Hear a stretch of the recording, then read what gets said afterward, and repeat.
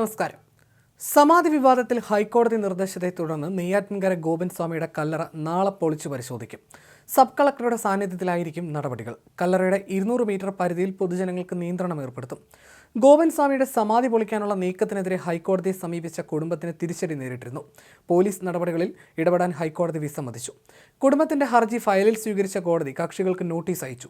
Justice CS Diaz ആണ് case പരിഗണിച്ചത്.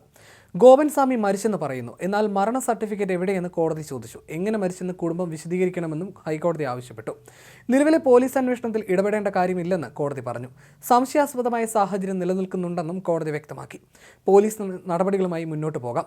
അതേസമയം സമാധി സ്ഥലവുമായി ബന്ധപ്പെട്ട പ്രശ്നങ്ങളെല്ലാം ഉണ്ടാക്കിയത് മുസ്ലിങ്ങളെന്ന് ഗോപൻസ്വാമിയുടെ മകൻ സനന്ദൻ ആരോപിച്ചു. ഇതുമായി ബന്ധപ്പെട്ട് ഇത്രയും പ്രശ്നങ്ങൾ വരാനുള്ള കാരണമെന്തെന്ന് ഇതുവരെയും അന്വേഷിച്ചിട്ടില്ല. 99% പ്രശ്നമുണ്ടാക്കിയ ആൾക്കാർ മുസ്ലിങ്ങൾ തന്നെയാണ്. അവരാണ് കൂടുതൽ പ്രശ്നമുണ്ടാക്കിയതെന്നും സനന്ദൻ ആരോപിക്കുന്നു. ഇതുമായി ബന്ധപ്പെട്ട ചോദ്യങ്ങൾക്കെല്ലാം ഹിന്ദു സംഘടനകളോട് ചോദിച്ചിട്ട് ഉത്തരം പറയാമെന്നായിരുന്നു മറുപടി.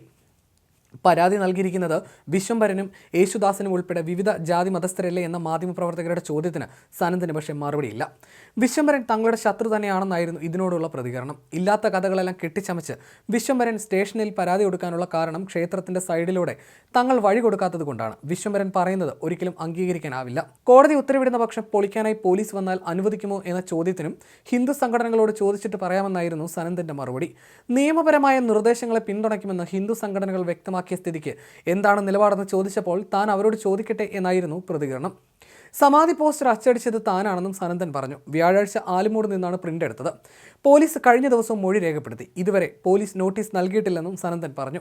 കഴിഞ്ഞ വെള്ളിയാഴ്ചയാണ് ഗോപൻസ്വാമിയുടെ സമാധി വിവരം പോസ്റ്റർ പതിപ്പിച്ചുകൊണ്ട് പുറം ലോകത്തെ അറിയിക്കുന്നത്. പോസ്റ്റർ പതിപ്പിച്ചപ്പോഴാണ് മരണവിവരം അയൽവാസികളടക്കം അറിയുന്നത്. തുടർന്ന് ദുരൂഹത ഉയർത്തി നാട്ടുകാർ രംഗത്തെത്തി. സമാധി സീൽ ചെയ്ത നെയ്യാറ്റിൻകര പോലീസ് കളക്ടറോട് സമാധി പൊളിക്കാൻ വേണ്ട ഉത്തരവിന് അപേക്ഷ നൽകി.